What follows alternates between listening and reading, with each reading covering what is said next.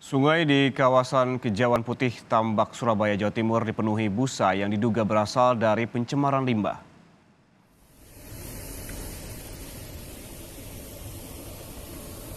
Busa berwarna putih kecoklatan menumpuk tebal menutupi sepanjang aliran sungai, mulai dari gardu pompa air setempat hingga ke arah timur laut. Munculnya busa di sungai diketahui warga setempat sejak pagi saat pompa air dinyalakan petugas. Warga setempat mengeluhkan limbah busa selain berbau tidak sedap dan gatal bila terkena kulit, busa yang terbang juga mengotori pakaian yang dijemur.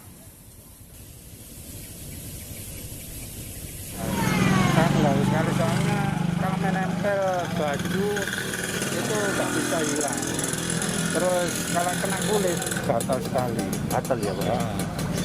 Ya kita hanya menghimbau, nggak ada korban, menghimbau kok seluruh anak-anak kecil di saat ada busa terbang jangan dipegang. Wakil Wali Kota Surabaya memantau kondisi sungai Kejauhan Putih Tambak yang tercemar limbah busa. Diduga limbah ini berasal dari rumah tangga yang langsung dibuang ke sungai. Namun pemerintah Kota Surabaya masih terus menyelidiki penyebab pasti limbah busa ini. Biasanya busa muncul di musim kemarau saat debit air sedikit dan mesin pompa air di pintu air dinyalakan.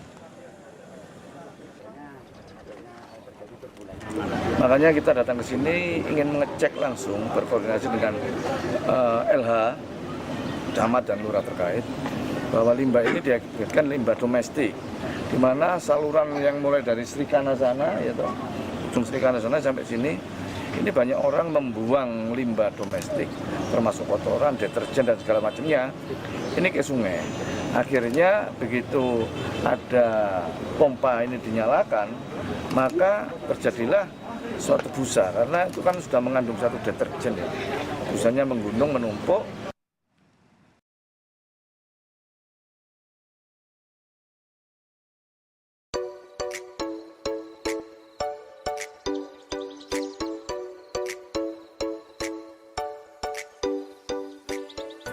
Mencuci sudah menjadi salah satu kegiatan wajib yang dilakukan banyak orang.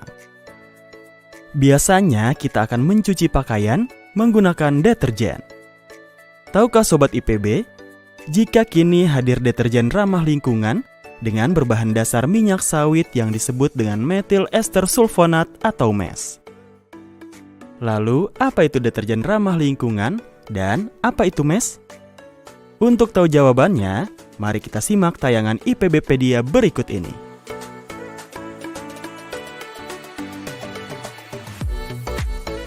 Deterjen yang banyak di pasaran terbagi menjadi dua, yaitu surfaktan berbasis turunan minyak bumi, seperti alkohol sulfat dan linear alkibenzen sulfonat, serta berbasis turunan minyak sawit, seperti metil ester sulfonat atau MES.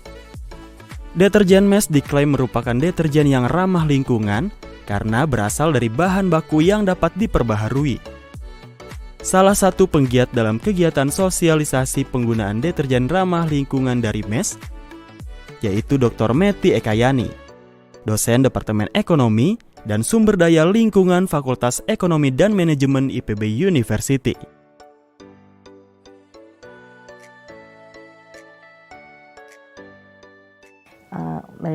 Jadi deterjen MES ini memiliki kelebihan daripada deterjen lainnya.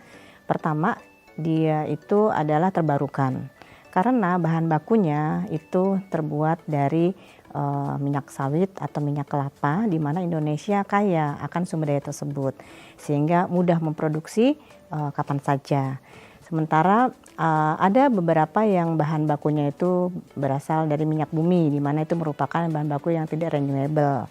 Kemudian yang berikutnya adalah ramah lingkungan. Kenapa ramah lingkungan? Karena buangannya itu dalam 2 minggu itu sudah 60% terurai, sehingga dia aman untuk lingkungan. Kemudian yang ketiga, itu dia bisa tetap bekerja di air yang sadah. Ya, air sadah itu adalah air yang mengandung mineral-mineral. Beberapa lokasi di tempat kita kan airnya sifat sadah. Nah, sehingga dengan deterjen ini tetap bisa bekerja dengan optimal walaupun di air yang sadah. Saya rasa 3 hal itu yang keunggulan ya dari deterjen ini.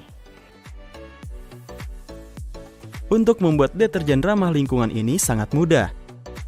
Cukup persiapkan serbuk mes, ekoenzim, pewangi, dan pewarna deterjen. Proses diawali dengan merendam serbuk mes dengan air selama semalaman. Setelah itu, larutan mes dipanaskan hingga bening. Pindahkan ke wadah lain lalu aduk sampai pada suhu 40 derajat Celcius. Masukkan secara bergantian ekoenzim, pengharum, dan pewarna deterjen.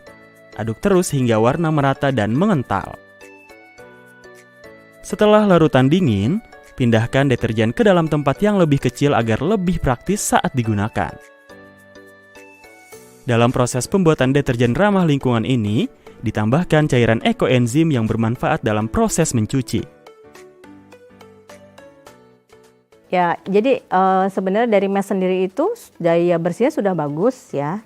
Juga dia di mana dia itu memiliki kadar tekanan permukaan yang rendah sehingga dia bisa membersihkan kotoran sampai ke pori-pori tekstil ya. Nah, ditambah dengan ekoenzim ini ada 3 jenis enzim yang dihasilkan dari ekoenzim ini yang bisa membantu untuk menjadi daya bersihnya itu menjadi lebih baik gitu ya. Jadi kotoran dari minyak, dari protein dan sebagainya itu bisa terangkat dengan bantuan enzim-enzim dari ekoenzim ini.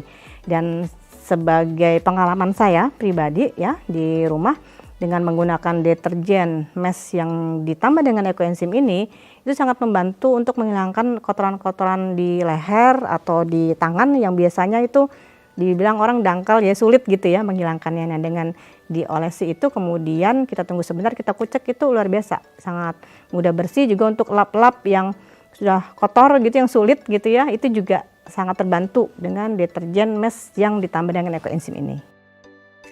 Buangan deterjen mes yang ditambahkan ekoenzim ini dikatakan ramah lingkungan karena mes mudah terurai, serta aman untuk Daphnia.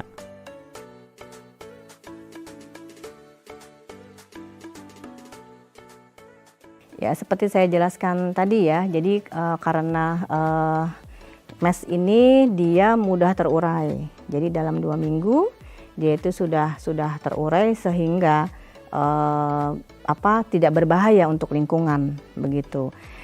Dan biasanya ada 2 jenis hewan ya, satu ada dikatakan kutu air di air tawar begitu ya. Kemudian ada sejenis ikan kecil gitu, itu biasa digunakan sebagai indikator apakah lingkungan perairan tersebut tercemar atau tidak. Nah, di daerah yang terkena buangan dari sabun ini, deterjen ini, itu ternyata 2 jenis hewan tersebut tetap hidup, sehingga ini menunjukkan bahwa mes dan ekoenzim ini ramah lingkungan. Dan satu lagi, jangan lupa ekoenzim itu kan merupakan salah satu solusi dalam kita mengelola dan mengolah food waste kita yang dari sayuran dan dari buah-buahan tersisa yang tidak kita manfaatkan. Nah, sehingga dengan kita mengolah menjadi ekoenzim tadi kita membantu untuk mengurangi beban TPA, kemudian juga mengurangi kerusakan lingkungan akibat dari food waste yang dihasilkan. Nah, sehingga perpaduan antara mes dan ekoenzim ini itu sangat baik dan sangat membantu untuk lingkungan. Deterjen mes yang ditambahkan ekoenzim merupakan deterjen yang sangat ampuh daya bersihnya, sehingga dapat mempertahankan pakaian tetap cemerlang. Selain itu, juga ramah bagi lingkungan.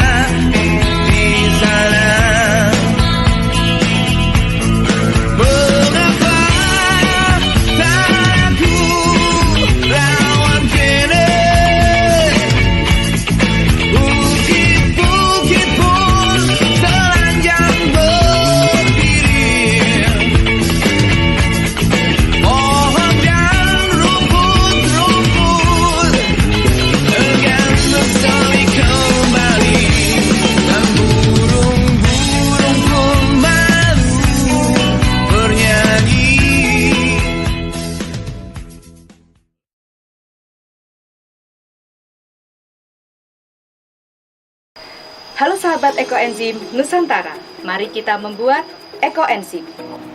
Bagaimana cara membuatnya? Di sini kita membutuhkan 1 bagian molase atau juga bisa menggunakan gula alami lainnya.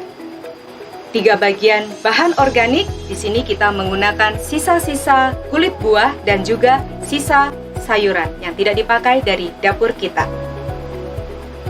Serta air bersih dan juga wadah untuk membuat ekoenzim. Pertama, kita tuang air. Di sini kita menggunakan 6 liter air.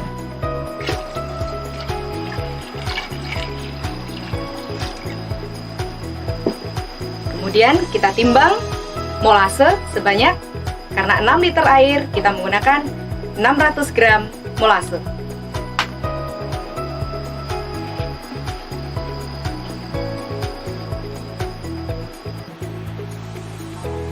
Lalu kita masukkan molase ke dalam air.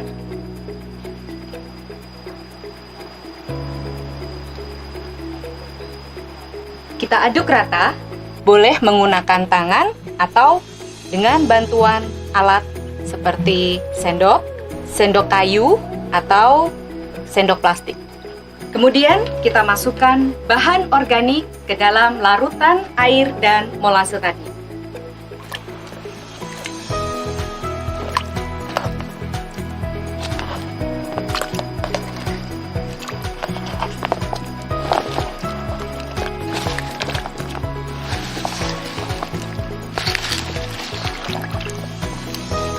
Aduk rata. Kemudian kita tutup rapat. Tempel label dengan catatan bahan dan juga tanggal panen seperti ini. Boleh juga tambahkan kata-kata positif seperti ini. Bagaimana sahabat ekoenzim? Mudah bukan membuat ekoenzim? Mari kita bersama membuat ekoenzim. Ekoenzim menyelamatkan bumi dan kehidupan. Salam ekoenzim.